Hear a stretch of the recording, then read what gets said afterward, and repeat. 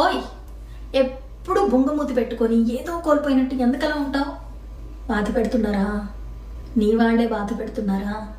కారణాలు వెతికి వెతికి వెతికి నిన్నెలా బాధ పెడితే బాగుండు అని వెతికి మరీ బాధ పెడుతున్నారా?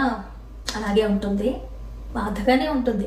కానీ అలాంటప్పుడే కదా వాళ్ళు ఎన్ని కారణాలు వెతికి నిన్ను బాధ పెడుతున్నారో అన్ని కారణాలు వెతికి నువ్వు సంతోషంగా ఉండాలి.